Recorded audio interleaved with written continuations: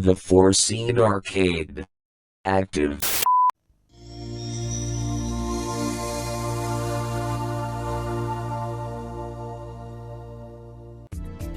It's time for the second video themed around DevJam on RetroAchievements. This time around focusing on the SEGA Saturn. The SEGA Saturn was released in 1994 in Japan and later made its way to the Western audiences in 1995. It was the first true successor to the popular Sega Mega Drive/Genesis after a couple of attempts to extend the Mega Drive's lifespan via the Mega CD and 32X add-ons. It was a 5th generation console that featured a dual CPU architecture with 2 MB of RAM. As was common for Sega, many of the games supported by the console were ports of Sega's popular arcade games. However, it also received some support from third-party developers. Although it maintained a healthy lifespan in Japan, the console was largely overshadowed by the success of the PlayStation in the West. For the second DevJam, the SEGA Saturn saw a total of 56 sets and several subsets. And much like in the SG-1000 DevJam video, I'll be going through each game by release date, from oldest to the newest, and this will also include an unreleased prototype. And as always, I'll be talking about the games and their sets. So, without further ado, let's get started.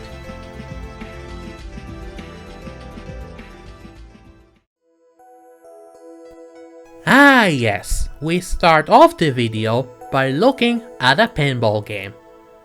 Released on June 23rd of 1995, digital pinball Last Gladiators comes to us from Kazei-Co, the studio who was also responsible for other pinball games, including the one based on Akira for the PlayStation 2, as well as the Japanese exclusive Jurassic Park Institute Tour Dinosaur Rescue.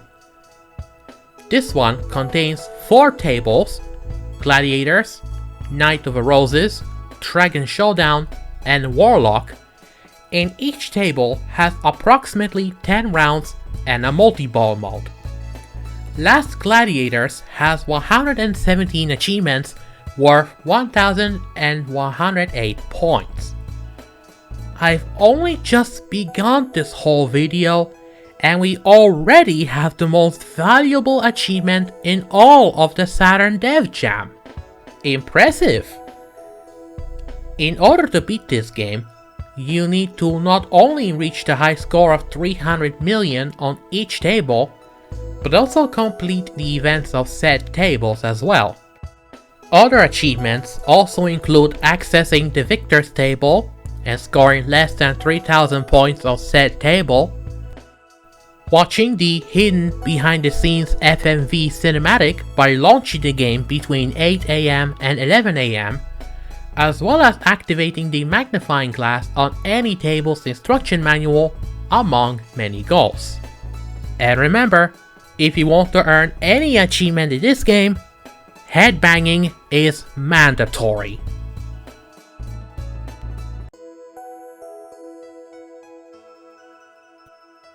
Originally starting life on Mega CD in 1993, Yumimi Mix received an expanded Saturn version on August 28, 1995 under the name Yumimi Mix Remix. Developed by Game Arts, the same studio behind Grandia, the story of this visual novel involves a seemingly ordinary Japanese high school student named Yumimi Yoshizawa, who sees a strange dream about a unicorn couple in a magical land. When one of the unicorns suddenly falls through a hole in the ground, Yumimi wakes up, realizing she has fallen out of the bed as well. The following day brings more strange occurrences, such as mysterious hopping blobs and a strange girl who professes her love to Yumimi. Eventually, Yumimi and her friends realize that all these events are connected, and that it lies in their power to protect their world from monsters. Since it is a visual novel, sometimes you're prompted to select an action or a response from a pop-out menu out of 2 or more available ones. These choices lead to different scenes, though the overall story remains the same. The set for Yumimi Mix Remix has 35 achievements worth 130 points, and the requirement for beating the game is not only completing the Yumimi puzzle in a single session, but also getting one of the 3 possible endings, 2 of which having 2 possible outcomes. And since this was only released in Japan, I would recommend that you play it with the English translation patch.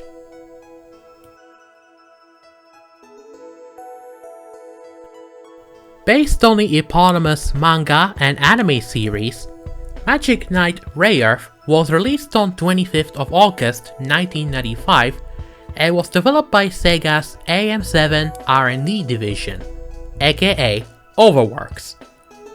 Localized and released to the US in 1998 by Working Designs, which also happens to be the last Saturn game to ever release in America, this is an action game with light role-playing elements, somewhat similar in style to Zelda games. The protagonists are all 3 girls, but the player can control only one of them at a time. Each one has advantages and disadvantages, as well as different fighting styles. Hikaru uses swords, Yumi uses a rapier, and Fu uses a bow. The player advances through the game by exploring the world, talking to non-playable characters, and fighting enemies in real-time combat. There is no experience system in this one. New abilities, among them swimming and jumping, are gained as dictated by the story, and must be used in certain points in order to advance. The set features 60 achievements worth 403 points, with the requirement for beating the game is to simply fulfill your destiny. Other achievements include getting every one of each specific item, opening every treasure chest, as well as unlocking 16 missable achievements. Known in Europe as Victory Boxing, Center Ring Boxing was released as a Saturn exclusive on October 20th, 1995. Developed by Victor Entertainment and published by JVC Musical Industries, it's a 3D polygon boxing game where the player can choose from 30 different male or female boxers and compete in 6 different weight divisions.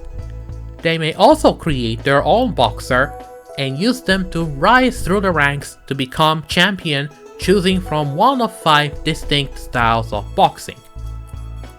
There are 12 achievements on this set, worth 145 points altogether.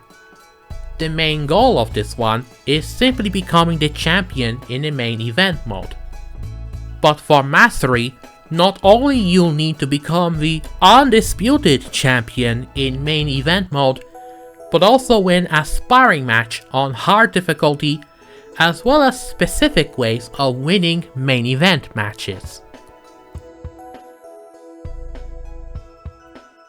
Taking a small detour for this segment, we look at the only prototype set to come out of a Saturn DevJam.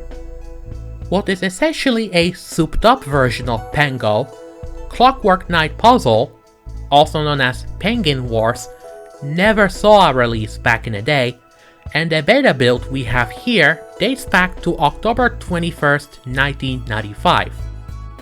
While the set initially launched with 10 achievements worth only 90 points, it recently saw a revision that bumps it up to 14 achievements worth 107 points.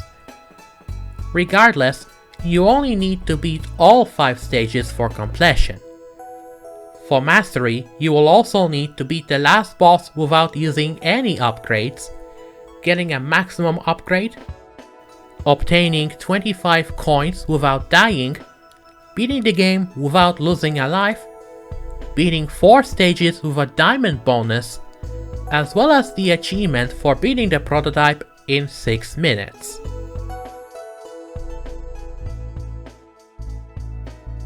Back on the track, we have the Saturn conversion of AM2's arcade game Virtua Racing. As the full name implies, the Saturn port was published by Time Warner Interactive, with this conversion adding 7 new tracks, 4 new cars, and a Grand Prix mode. While it was quite a decent expansion to the original, most Sega fans would agree that its 32X port, Virtua Racing Deluxe, still remains the best conversion to date. This set has 31 achievements worth 200 points, with the main goal for beating the game is to finish first in the Grand Prix mode. Besides the obvious time trial achievements, you also have achievements for finishing first on each track, as well as winning with every car and using manual gear on Grand Prix mode. It's Virtua Cop. What else do I need to say about the number one reason to get a Virtua gun if you owned the Saturn back in the day? You shoot down goons before they shoot you. And if you are playing it on RetroAch, it works best with a mouse to emulate the light gun or even the shuttle mouse, as it's one of the few Saturn games to be compatible with that, including Yumimi Mix Remix I talked about earlier.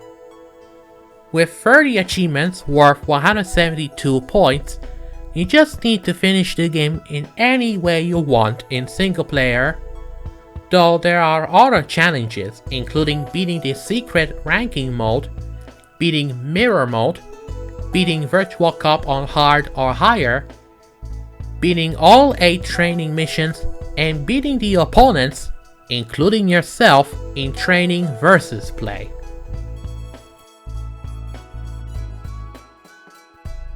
Our next game will surely get your gears inside your grey matter grinding, as we now have Ochan no Oekaki Logic, part of Sunsoft's Hebereke series.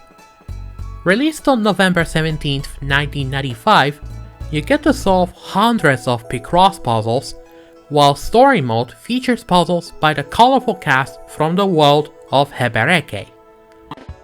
This one has 51 achievements worth 202 points. To beat this one, you simply need to solve all puzzles in Story Mode, while Mastery will require you to solve all groups of normal puzzles, as well as solving random puzzle modes in one session, with 5 puzzles per achievement.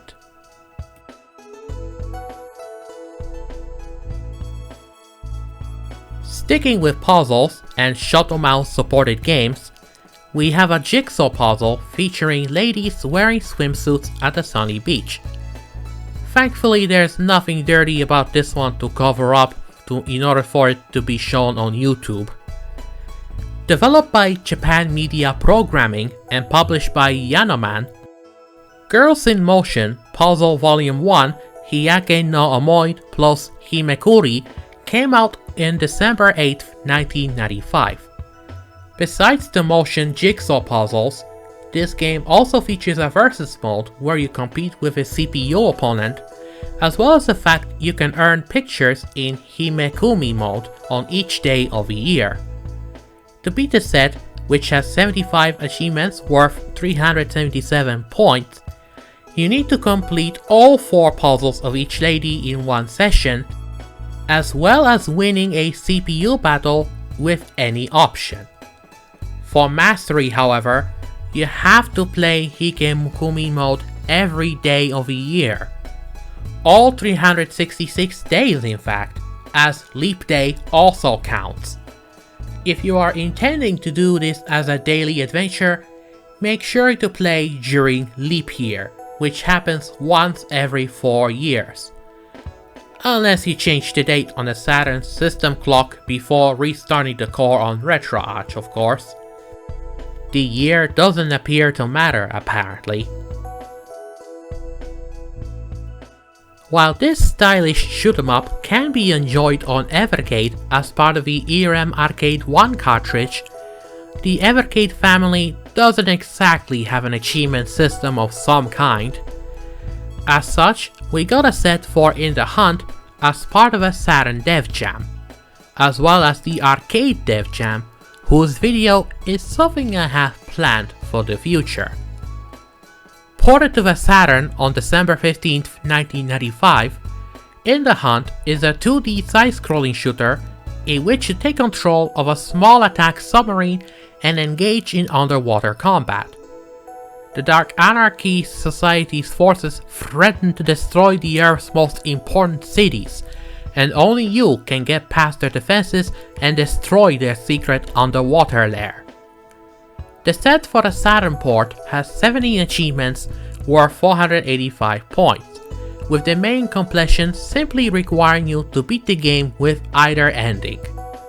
The ending depends on whether you use a continue or not. And for mastery, well, I honestly hope you are able to overcome the deathless achievements. Oh yeah, and this also has a multi-subset for co-op, with 18 achievements worth 535 points. First released in 1994 for PC and Macintosh, Lode Runner: The Legend Returns is a resurrection of the original platform game. Developed by Presage Software, this game received a Japanese exclusive Saturn port on March 8, 1996, with Patra publishing the game. The game itself should be familiar to anyone who played the original Lode Runner, except that it contains more content for this update. Over at RetroAchievements, the set contains 152 achievements worth 485 points. While it has more achievements than Digital Pinball Last Gladiators, it doesn't have as many points as that. To beat this set, you need to clear all 150 levels on normal or fast speed. In order to master the set, you'll also need to clear any 5 to 10 levels in a row without in-game pausing or losing a life. The biggest addition for The Legend Returns is the 2-player mode, which contains unique levels. As such, the game also has a multi-subset with 30 achievements worth 120 points. To master this subset, you and your mate will have to clear all 30 co-op levels on normal or fast speed, and both of you must stay alive. Because if one of you kicks the bucket, you have to start the puzzle again.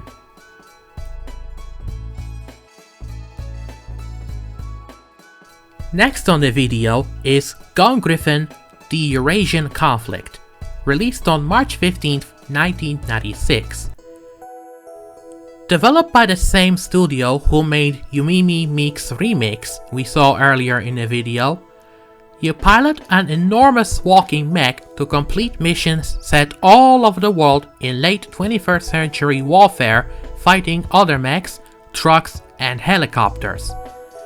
The missions, set in different weathers at different times of day, usually have specific objectives, be it search and destroy, protecting allies, or destroying everything in sight. Named by EGM as the best sim to ever come out for the console systems in a review from their August 1996 issue, who also named it Game of the Month in the same issue, it's not hard to figure out that Game Arts really knocked it out of the park, to the point that it not only spawned a sequel 2 years later, but also made its way to PlayStation 2 and Xbox in 2000 and 2004 respectively. The set itself has 42 achievements worth 435 points, with the main goal to beat the game is to complete all 8 missions on any difficulty.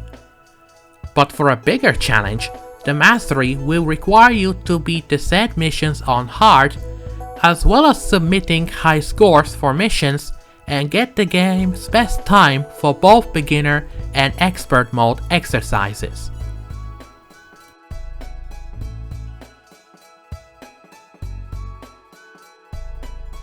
Loosely based on the titular film from 1995, which in itself is based on a 1980 novel by Michael Crichton, Congo the Movie, The Lost City of Zinj, is a first-person shooter that was sold exclusively in North America. Released on March 31st, 1996, the game was going to get a PAL release, but aside from being advertised in official SEGA Saturn promotional material, it never materialized. Why the PAL release was scrapped is anyone's guess, but then again, the movie itself wasn't well received to begin with. This one was developed by Jumpin' Jack Software, who previously made Gen War a year before. They would also go on to make Dynamite Baseball for Windows 95 the following year, but after that, the developer went extinct, to put it gently. The gameplay is a standard first-person shooter, roaming through 4 different environments and shooting at various enemies such as giant spiders, mutant dragonflies, monstrous lizards, and, of course, the dangerous grey apes. You start out with a handgun, and you can pick up more powerful weapons as well as medical packs to restore your health.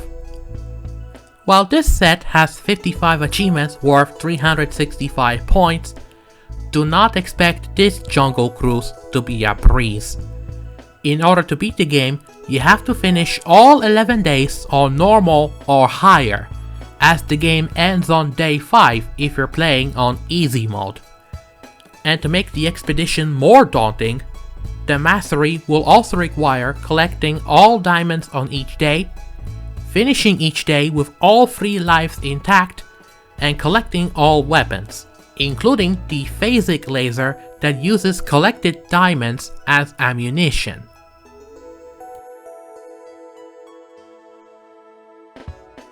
Originally released in arcades in 1989, Night Striker can be described as title's answer to Space Harrier.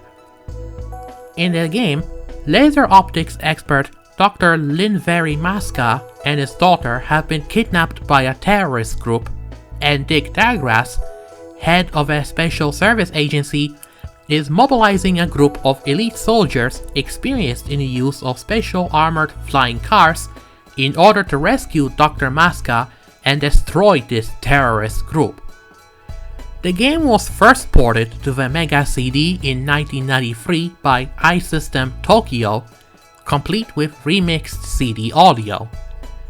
The Saturn version we have here, known as Night Striker S, was developed by Villain Cafe Co., who also worked on the PlayStation port a year before. Released in June 14, 1996, the Saturn version might be the most definitive of all the Night Striker releases, as this version features a set of exclusive bonus levels. Although that didn't stop the German magazine Maniac, aka M Games, from giving the Saturn version a score of 36 out of 100 in their August 1996 issue, who called it technically hopelessly outdated and full of design flaws in terms of gameplay. Regardless, the Saturn release has 34 achievements worth 422 points, with the main objective for beating the game is to clear stage P, Q, R, S, T, or U in any difficulty. Mastery will also involve clearing all 6 stages of extra mode, obtaining the pacifist bonus, and finishing a full run by having killed all bosses. Drive and extra drive achievements are undoubtedly the hardest, being worth 50 points each, as they require you to finish a full run in both original and extra modes on very hard difficulty without using any continues whatsoever. Just make sure that you're not using the 3D control pad option, as it has a bug that allows you to put your vehicle under the ground, thus rendering you untouchable. Because of how easy it is to exploit the bug, you won't unlock any achievements when using that option.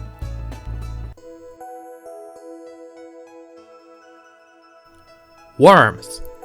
This game needs no introduction. You control worms, you kill enemy worms, be the last team standing. Simple as that.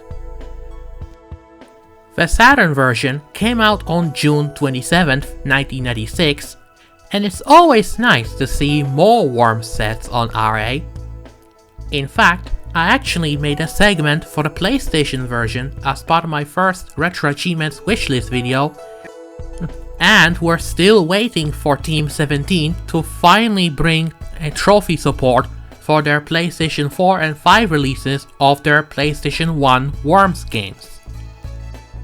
And hello, we have another Saturn game on this video to support the Shuttle Mouse. This set has 27 achievements worth 209 points, and the main goal for beating this set is to win your first match with any team against 3 CPU teams on good difficulty, as well as winning a match against each team in one session. More specifically, you have to do this with each type of match: against one team, against 2 teams, and against 3 teams. Other achievements also ask you to kill enemy worms with each weapon, winning 10 matches cumulative in a single session, winning a match using Banzai mode, winning a match against 3 computer teams with the highest HP while having the lowest HP on your team, as well as winning a match against 3 computer teams on a map generated with a code 666.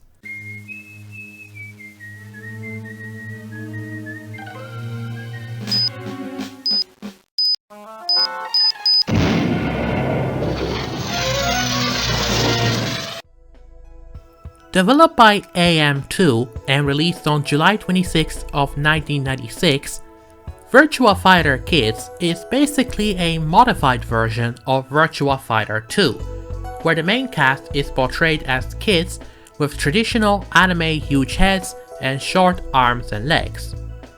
A variety of new features have been added to increase the gameplay, such as the ability to program specified moves for each character or new endings. This one has 21 achievements worth 160 points. Mastering this set requires you to beat arcade mode with every character, getting the master rank in ranked mode, getting a perfect round, and many unique ways to beat arcade mode. Bust a Move 2 Arcade Edition needs no introduction. Like its predecessor, it's a puzzle game where you shoot bubbles at an array of different colored bubbles stuck in an ever-descending ceiling, attempting to match them up 3 by 3 to make them disappear. As you might expect, the 1995 arcade game was ported to a lot of platforms during the 32-bit era, courtesy of Acclaim Entertainment, who brought this game to the Saturn on July 26th of 1996. The set contains 48 achievements worth 439 points, and to beat this, you need to complete Puzzle Mode, Player vs Computer Mode, and Puzzle Mode in both Bust a Move 2 and Bust a Move 2X. A real bubble popper will be willing enough to master the set by completing said modes on hard, as well as completing Puzzle Mode after crossing over into another world. Both in standard and 2X, of course. Released on August 30th, 1996 and developed by Magical Formation, Arthur to Astaroth no Nazo Makaimura, Incredible Toons, is a Japanese exclusive entry in Dynamics' The Incredible Machine series that's set in a world of ghosts and goblins. Not only does it have most of the well-known characters in the Ghosts and Goblins games, from Arthur to Red Armor, It also features remixed music of a series. And while it follows the same formula as any game in the Incredible Machine series, this one omits the head-to-head puzzles and lacks the Freedom Machine mode, meaning it's solely a single-player experience.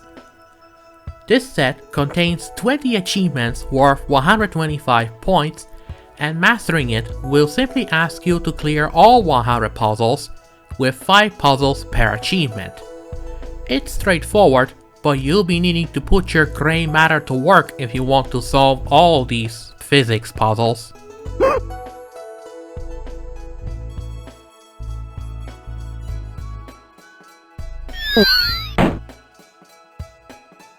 Also known as Warriors of Fate, Tenchi o Kurau II Sekiheki no Tatakai is a follow-up to Dynasty Wars and was initially released in arcades in 1992.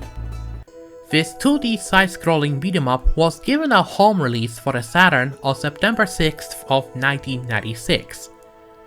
Set in ancient China, you take control of one of the 5 warriors, and it's up to you to stop Aquila Okan, the Dark Lord of Shanglo, from conquering the neighboring countries. The Saturn set contains 32 achievements worth 285 points, with clearing all stages being the main beat condition, regardless of what to do with So-So in the end. There are other stuff to do for mastery, like the ones related to boss battles and items, but all have to be done on normal or hard. If you fancy some co-op action, the game also has a multiplayer subset, which is almost identical to the main set, with one excluded achievement, making it worth 280 points. For our next game, we are looking at the first DevJam set in the SEGA Ages series, which made its debut on the SEGA Saturn. Its Saturn series is comprised of various ports, most of which were originally released in the arcades in the late 80s by AM2 or for the Mega Drive. At the time, it was impossible to play more accurate representations of these games at home, which is why Saturn users were treated to them, complete with extra features like CD audio and difficulty settings. SEGA Ages OutRun is actually the third game in the series, coming out in September 20th of 1996, and it comes after the Saturn releases of Puzzle and Action Tantar and Space Harrier. For those that never played the original 1986 arcade game, it's a racing game that allows the player to race across varied terrain in a readily available Ferrari, complete with a female passenger, over a series of short tracks.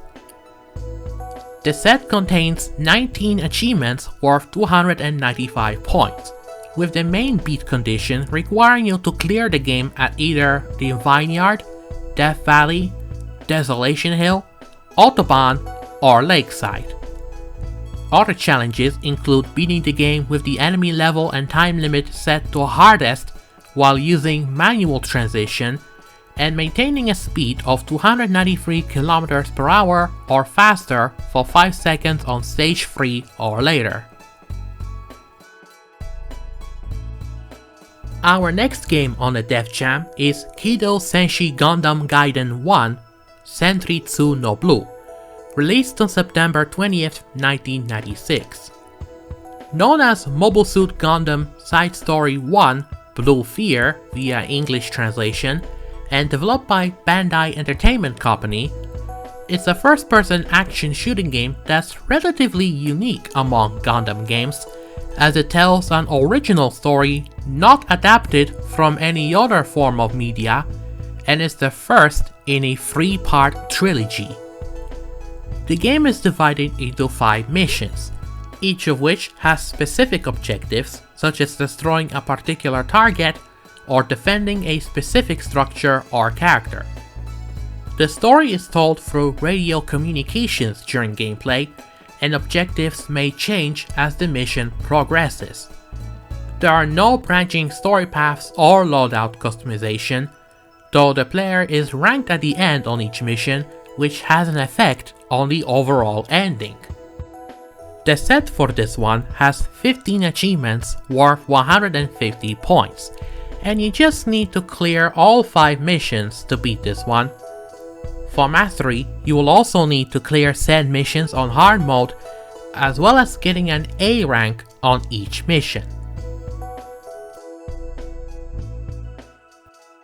Another game that will definitely require an English patch before diving in, next is Sakura Wars, released on the Saturn on September 26, 1996. Developed by Overworks and Red Company Corporation, Sakura Wars is a visual novel crossed with a tactical RPG elements set in an alternate 1920s Tokyo. It comprises of a largely female cast which pilot steam-powered robots called Kobus, defending Tokyo from demons and dark magic while working undercover as musical theater performers. This Saturn game has 68 achievements worth 499 points, with the main beat condition being simply finishing all episodes.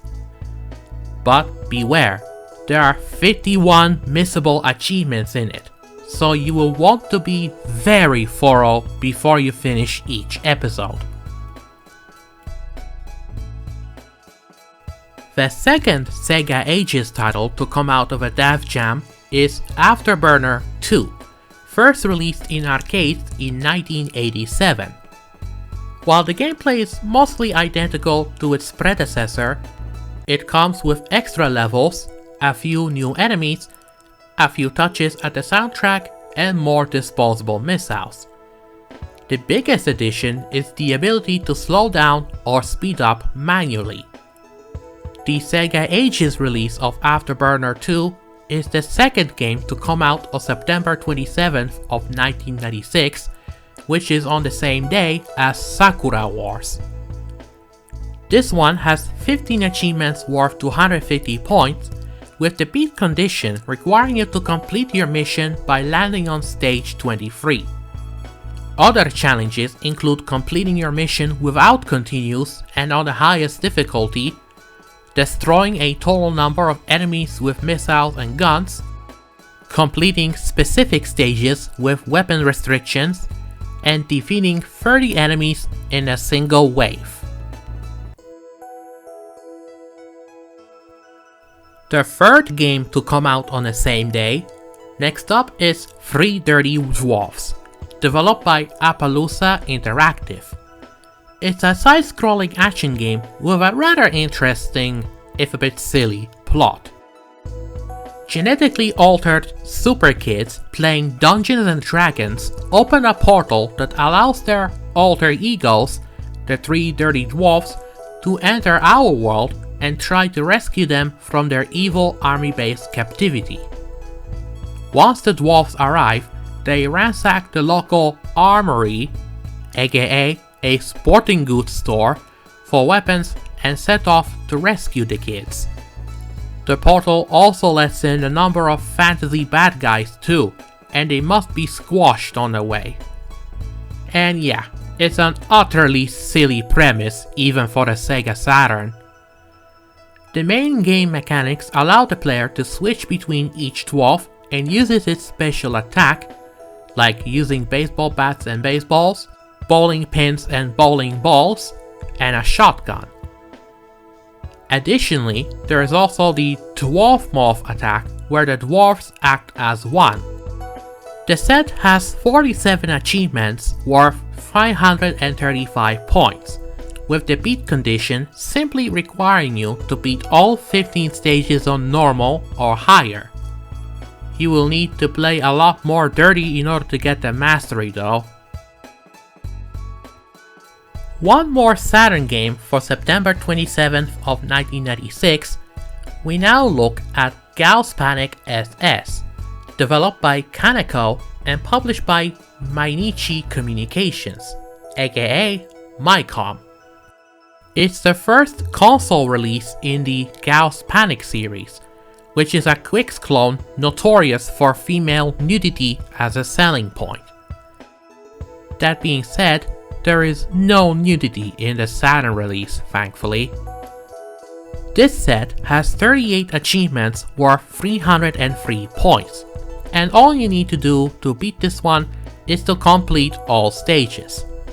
If you want to get into a real panic for the gals, try going for the mastery by completing all stages on the hardest difficulty and with 100% coverage rating. Now we get to another acclaimed title to be part of a DevJam, this time being WWF In Your House, released on November 8, 1996. Developed by Sculptured Software, it's a sequel to WWF WrestleMania, the arcade game. Like in that game, it's a hybrid of a wrestling game and an arcade versus fighter with over-the-top, unrealistic moves, as well as digitized sprites that were made popular by Midway's Mortal Kombat. With 26 achievements worth 185 points, you just need to beat any solo mode with each character to beat the set itself.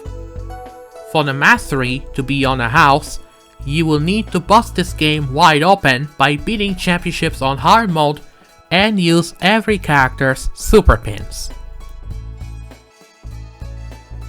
Looking for some more pinball action? Next we look at Digital Pinball Necronomicon, a Japan-only sequel to Last Gladiators, released on November 15, 1996. The theme and inspiration to the game this time around is derived from the fictional book Necronomicon and the general work of horror author H.P. Lovecraft. The game has 3 tables, which can be played separately or in a so-called Realms mode, where you start with a fixed table and have to achieve a certain amount of progress to move on to the other tables.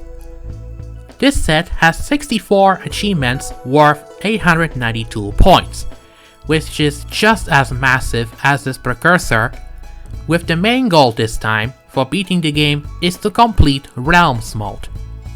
And seriously, you've got to watch and listen to the opening FMV sequence. You're going to love it. Originally released in arcades in 1993, Hyperduel was ported to the Saturn on November 22, 1994. Developed by Technosoft, Hyperduel is a 2D side-scrolling space shooter where you control one of the 3 Buster Gears pilots, Keith Spader, Lisa Rowling, or Dr. B. Lloyd, and you have to destroy alien forces. The Buster Gears themselves look like normal spaceships from other games, but have 2 modes, Spaceship and Robot, with different modes of fire. The ship can also acquire additional helper units, which is similar to the option from Gradius but more independent, by collecting either the T or G items. And said weapons can also be upgraded by collecting P items. Hyperduel has 32 achievements worth 377 modes, and you just need to clear the game on Saturn mode. The rest will have you clearing Saturn mode using only 1 pilot, getting perfect bonuses, obtaining assists, and clearing arcade mode. Based upon the 1995 anime series, Bishujo Senshi Sailor Moon Super S Various Emotion was released exclusively for the Saturn on November 29, 1996. Developed and published by Angel, it's a 2D fighting game with pseudo 3D graphics. This one is not quite well known to the Western Saturn owners, though the game was reviewed by Saturn Fan and the Japanese SEGA Saturn magazine, both of them giving middling scores. This one has 21 achievements worth 146 points, with the main goal for beating the game is to clear the story mode with any character. Other challenges include unlocking transformation videos, as well as beating story mode on hard and without assigning ability points. Super Puzzle Fighter 2 Turbo was first released in arcades in 1996 and later ported to the Saturn on December 12th that same year. Serving as a crossover between Capcom characters from both Street Fighter and Darkstalkers series, this is a competitive puzzle game where you line up blocks of the same color, then place crash gems of said color to smash the blocks to smithereens. And when you chain the breaks, you'll be able to deal a much more powerful blow. Over at RetroAchievements, this game got a set for all supported versions, with the exception of the Capcom Puzzle World compilation for the PSP.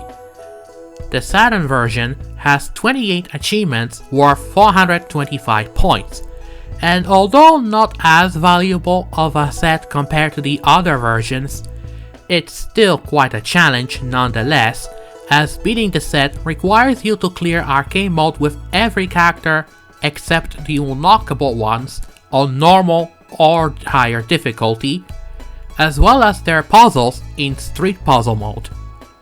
And it won't be the last time this game will be featured on a RetroAchievements related video on Foreseen Arcade.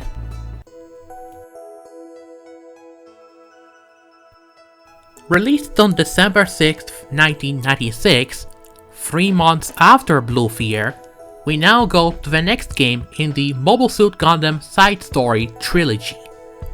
In the second episode, which translates to Heir to the Blue, it once again casts the player as pilot Yu Kajima, with the identity of the mysterious Blue MS starting to be revealed. The main premise remains the same, and much like on the previous episode, your ranking has an effect on the overall ending. And of course, you can transfer save data from the first game and transfer this episode's save to the third and final chapter. The set is more or less the same as the first episode, with 15 achievements worth 150 points, with the beat conditions remaining the same.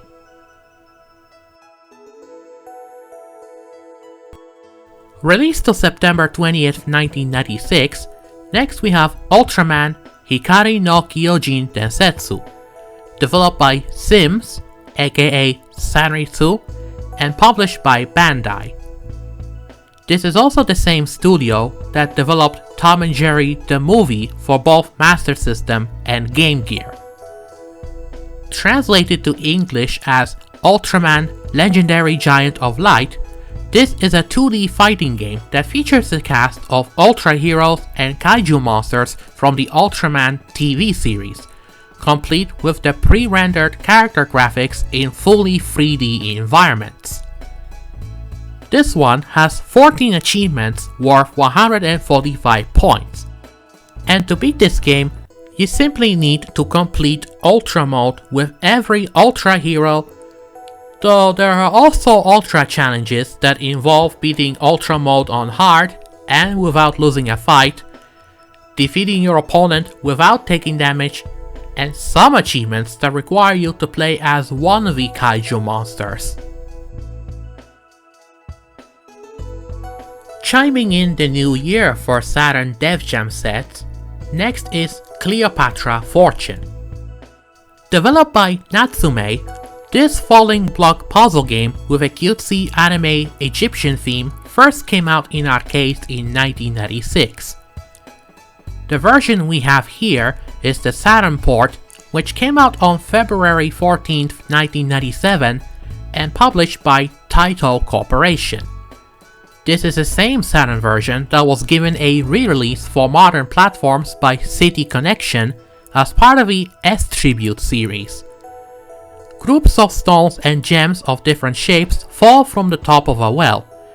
Gems can be cleared by enclosing them within a group of stones, and stones can be cleared by making complete rows of them. Blocks will fall when those under them are cleared, which can create chains for more points. This set contains 45 achievements worth 507 points, which is about twice as much as the set for the original arcade version, and beating the set requires you to complete all levels in both arcade mode and mystery mode. Speaking of games that saw a Saturn Tribute re-release, we now move straight into Elevator Action Returns. Known in its original 1995 arcade release as Elevator Action 2, this is a sequel to the 1983 game whose SG-1000 port was featured as part of the first DevJam event. The Saturn version, published by Zinj, was released on February 14, 1997, and your mission in this game is to obtain the computer data that are hidden behind specially marked doors in 6 buildings. As with the original game, you can use elevators to travel between floors, but this time around, you have limited time to clear each building before it blows to smithereens. This one has 41 achievements worth 348 points, with the main beat condition is to beat stage 6 on any difficulty.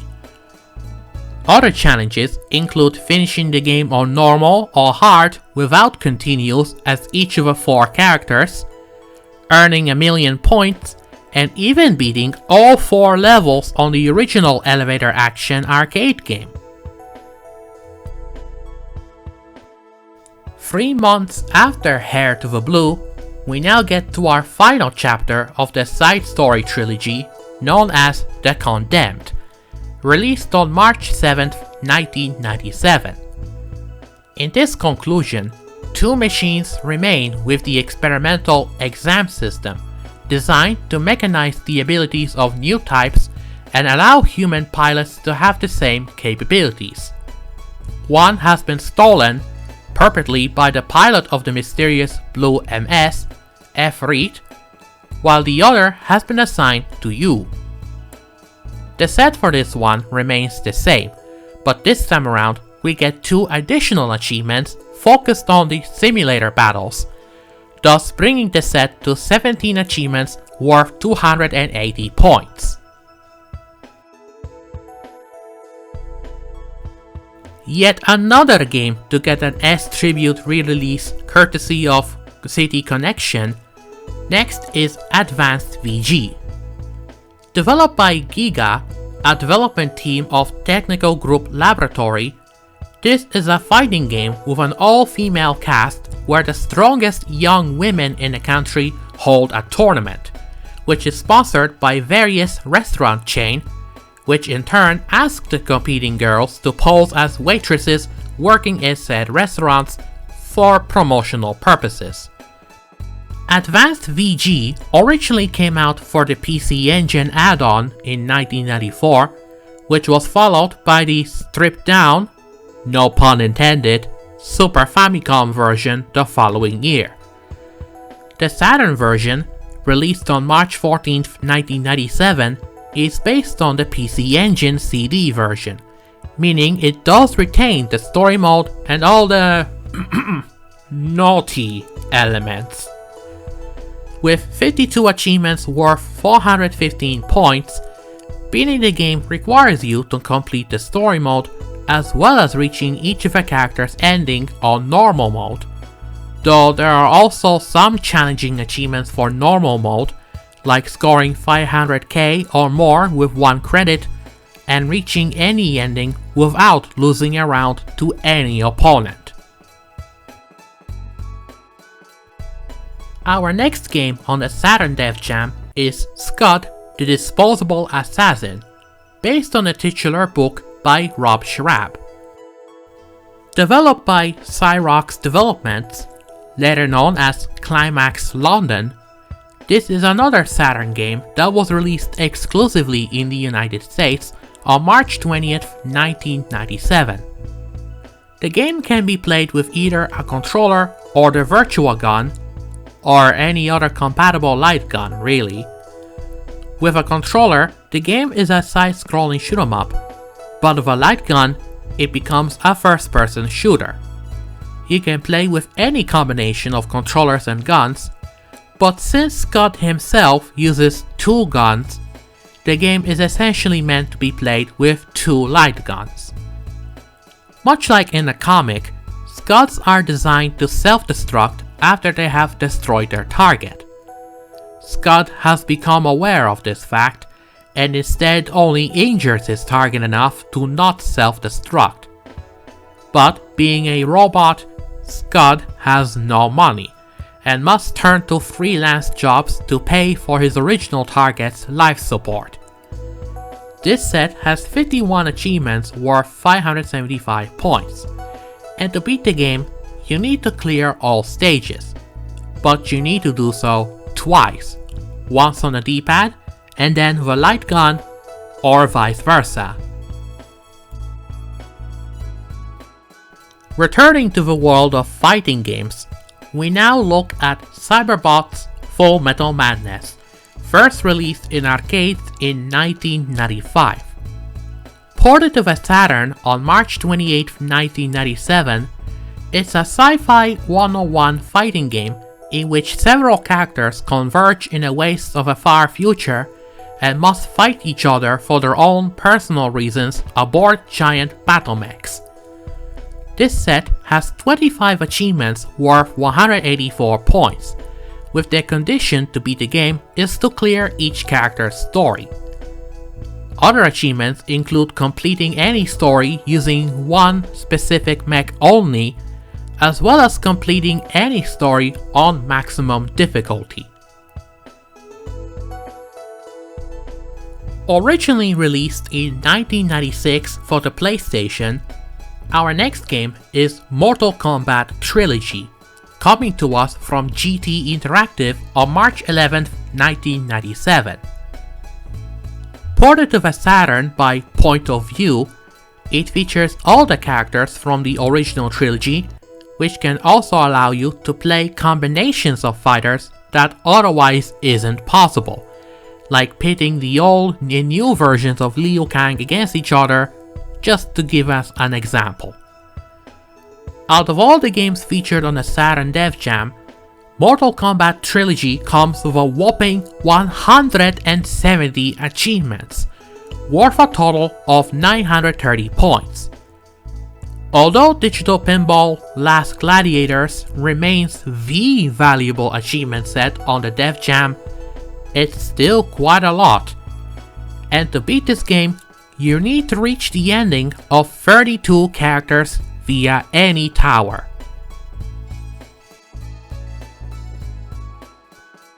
We looked at a couple of North American exclusives, so naturally a PAL exclusive Saturn game is next on this video, in form of Frankenstein Through the Eyes of a Monster, published by Interplay in 1997. Although sites like GameFAQs and Moby Games claim it was released in 1995, which was the same year as the original PC and Macintosh versions, I used a chronological guide to RetroAchievements for each of the game's release date, but I'll let you decide which date is actually correct. This point-and-click horror adventure tells the story of Frankenstein from the monster's perspective. Accused and executed for a crime you didn't commit, you are brought back to life by Dr. Frankenstein, and your goal is to find out exactly what happened to you and what role the Doctor played in your resurrection, in hopes of finding a way to return back to your former self. Perhaps the most notable thing about this game is the fact that the titular Doctor is played by Tim Curry, who was best known for playing Dr. Frankenfurter in a Rocky Horror Picture Show, as well as being the voice actor for Sir Nigel Thornberry in The Wild Thornberrys and Professor Calatimus in The Adventures of Jimmy Neutron. In the world of video games, he was particularly famous for his role as Premier Anatoly Cherdenko in Command & Conquer Red Alert 3. Looking at the set, this game has 26 achievements worth 105 points, with the main completion goal simply going through progression stuff and getting any of the 2 endings. keep in mind that if you want to master the set, make sure to look out for missable achievements, as this one has 4 of them. First released in the arcades by Taito Corporation in 1991, this bizarre beat-em-up was ported to the SEGA Saturn in August of 1997 as part of the Arcade Gear series from Xing Entertainment.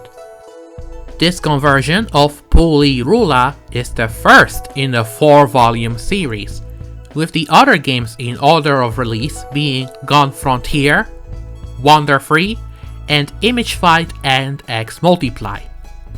The set for the Arcade Gears release has 37 achievements worth 456 points, with the goal simply requiring you to beat all rounds on normal or hard.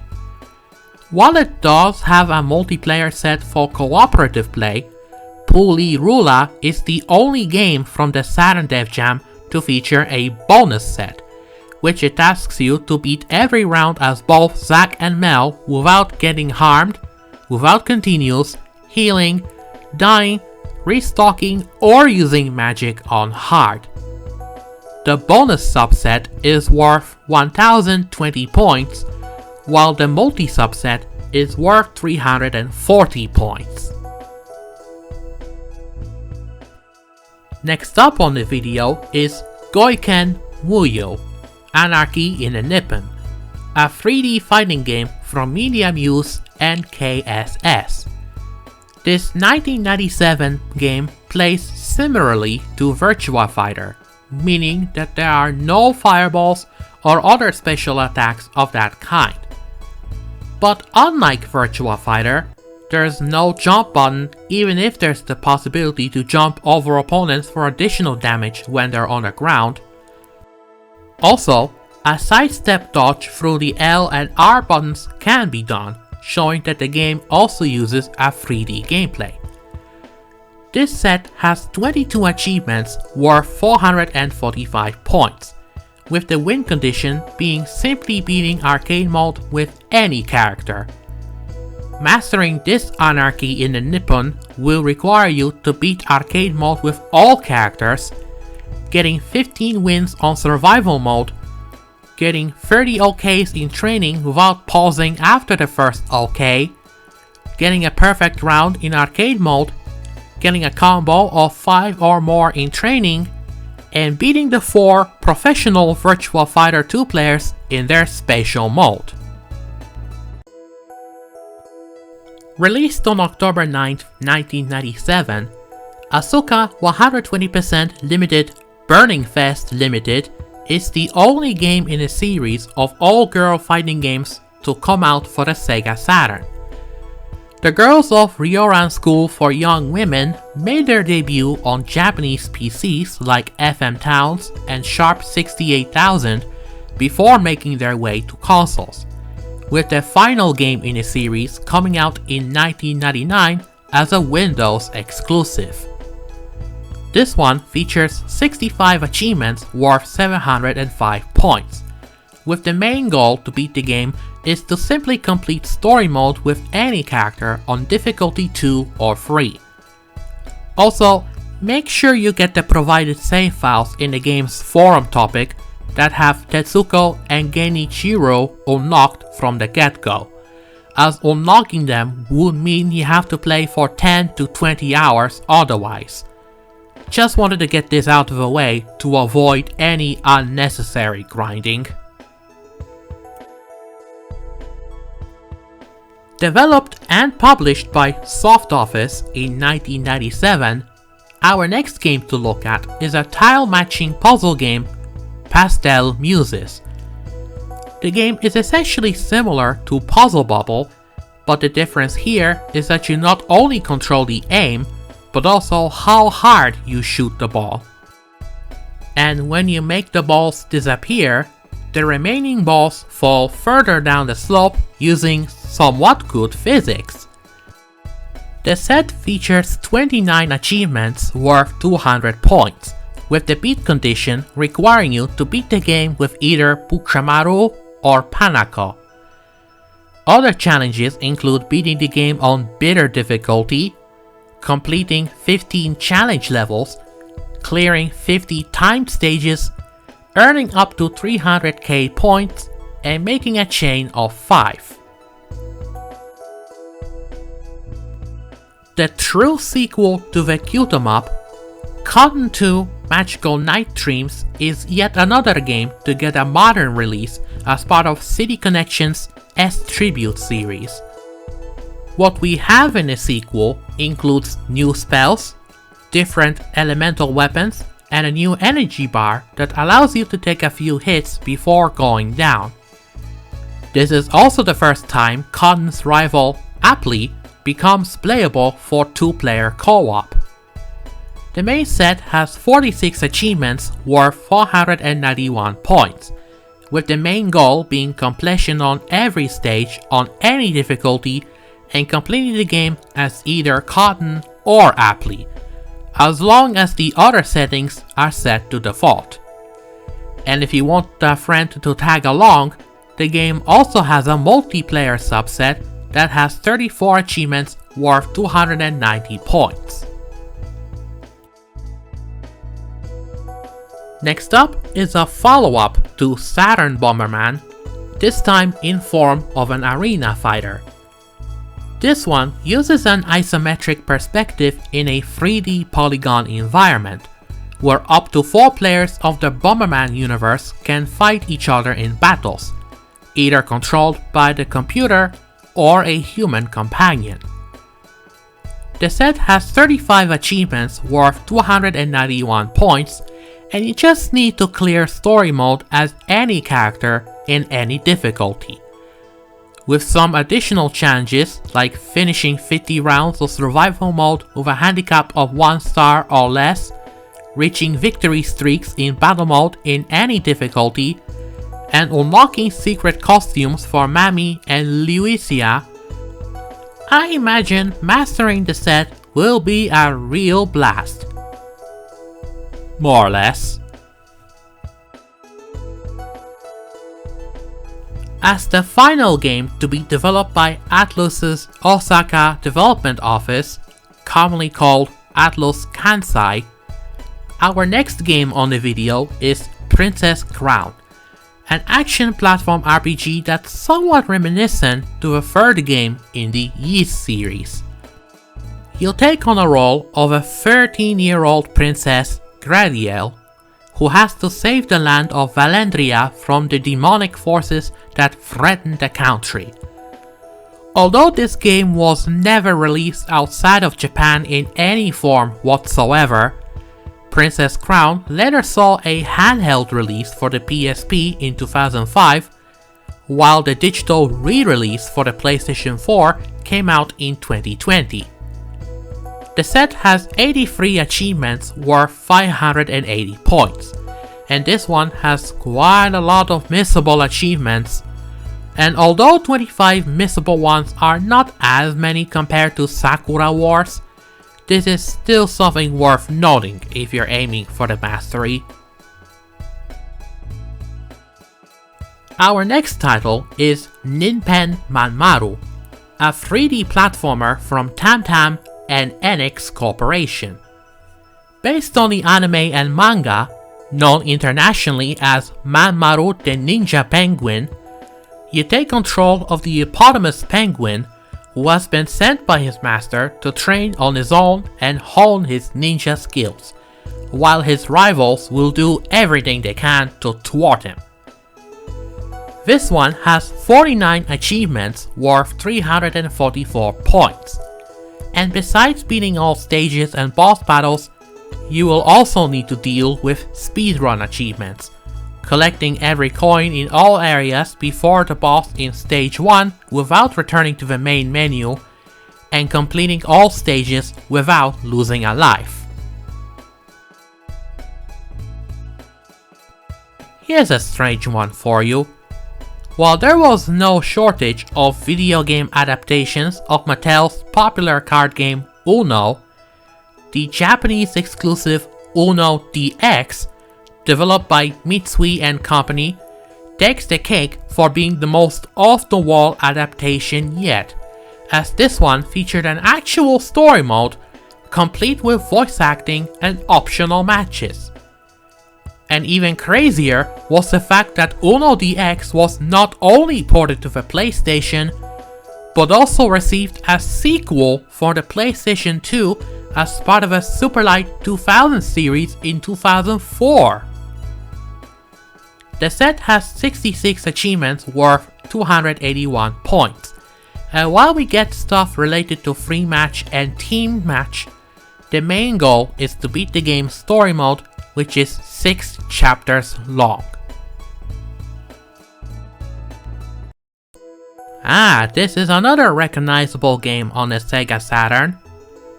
As we all know, the House of the Dead originated in the arcades, and this was popular enough to warrant a home release in 1998, complete with light gun support. And while the game did see a remake from Forever Entertainment in recent years, the original is still worth taking a look. Also, this is the final Western game to be shown on this video, as the remaining games are Japanese exclusive. It comes as no shock, however, considering the Saturn went bust in Western regions in 1998. The set has 48 achievements worth 300 points, and in order to beat the set, just get any ending in the game, be it either the good ending, the bad ending, or the normal ending. With the additions of the Saturn mode and boss mode, think you can achieve everything during your unwanted tour of the House of the Dead? Our next game is Dungeon Master Nexus, a first-person RPG by Victor Interactive Software. As the first game in the Dungeon Master series using a 3D graphics engine, Nexus features 3 dungeons with 15 levels in total. Throughout the game, you will find scrolls with spells composed of 6 different symbols which can be used by magicians. Most monsters and adversaries making appearances in the game are also featured in the original Dungeon Master game, as well as the final boss.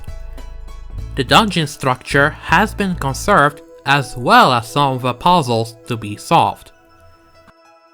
This one has 35 achievements worth 296 points, and to beat the game, you need to kill the final boss on the 15th floor. For mastery, you will also need to have a character reach the master level on each of the 4 classes in the game.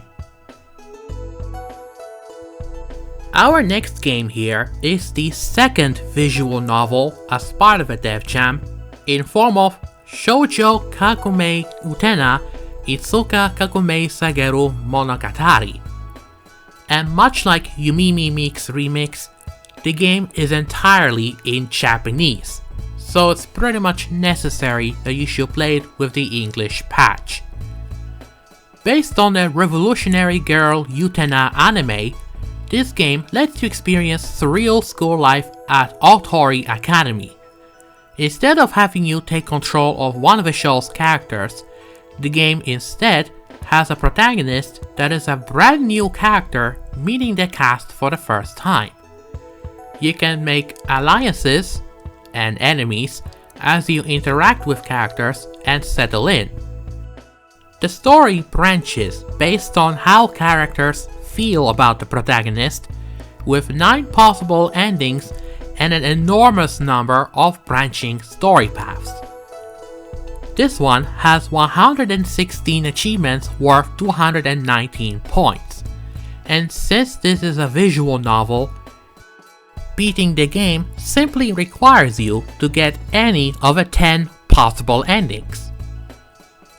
Also, rumor has it that if you get all 10 endings in this visual novel, you'll be treated to a nice surprise.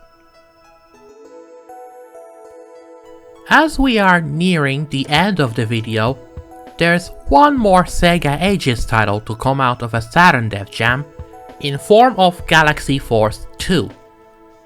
First released in arcades in 1988, it's basically an expanded version of Galaxy Force. It adds 2 additional levels. The old levels are revised, expanded and rebalanced, and the 4 missiles can be fired with a single button press.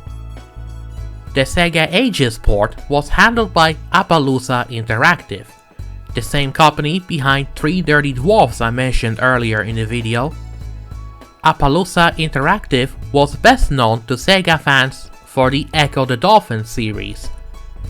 Outside Sega though, they were responsible for the Wacky Races PlayStation 1 game as featured on the part 2 of the PlayStation Plus magazine episode of Worst Rated Games, and a god-awful PlayStation port of South Park, which was part of the new PlayStation episode of the said series on this very channel.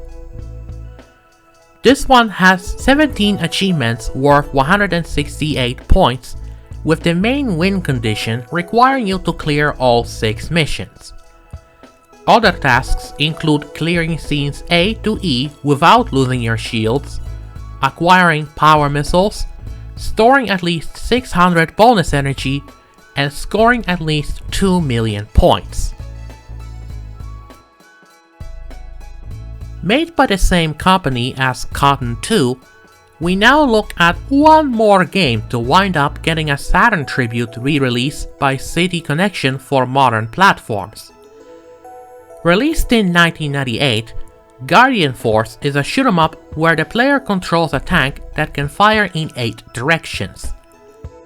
While the body of a tank can be moved freely around the screen, each press of the outer buttons will rotate the tank's turret 45° clockwise or counterclockwise.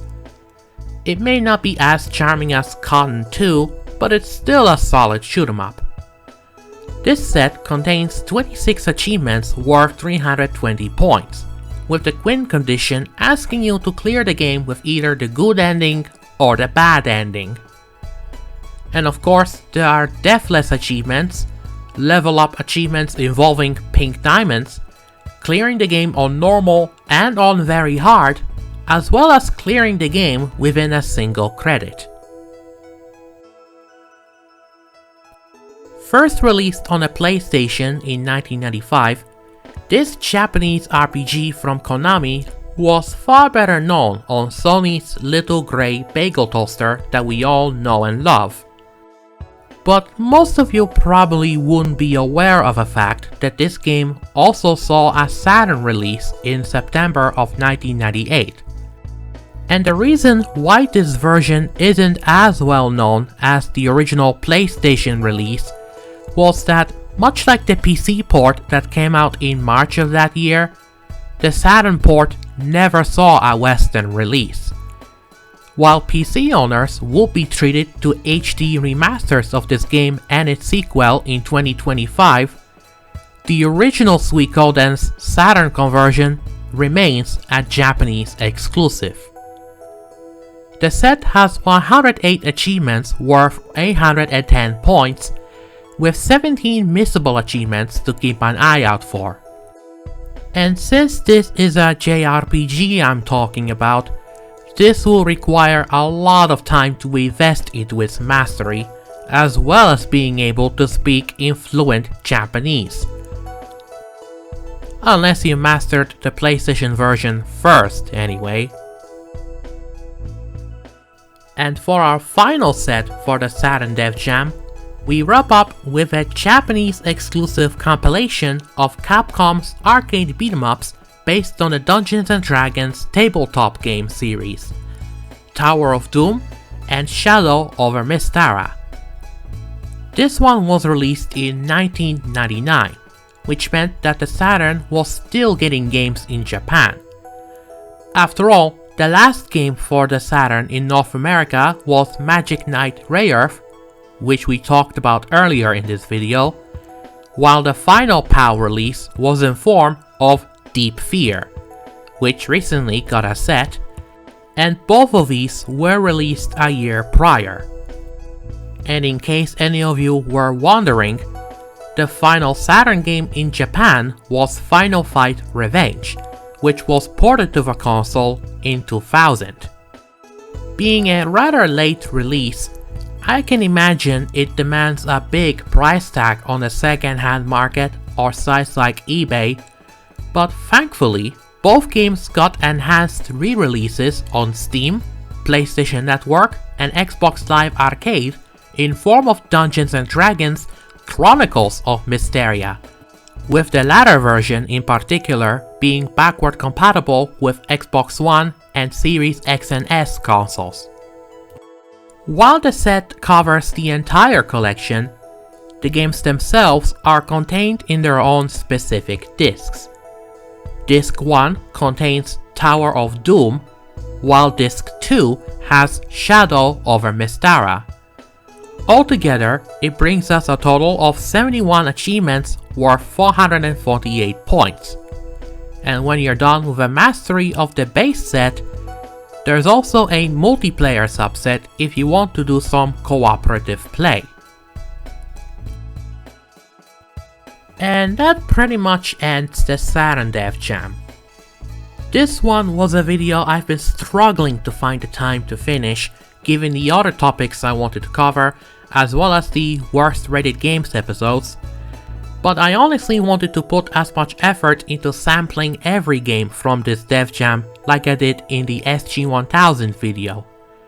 And frankly, there's still work to be done. The next DevJam video will focus on the PC Engine and its CD add-on. And since there are 59 sets from that DevJam, I'm thinking of splitting that video in half, where I will focus on the base PC Engine first, before doing the other half that focuses on the CD games. That leaves us with these systems for later DevJam videos after that: arcade games, the PC 8000 and 8800, Apple II, Mega CD and 32X add-ons, and MSX. Which games are you interested in mastering or beating on retro achievements in this video? Which Saturn games were your favorite? And which Saturn set masteries are you most proud of? I would love to hear your answers in the comments. And as always, thank you for watching, and I hope to see you next time on the Foreseen Arcade.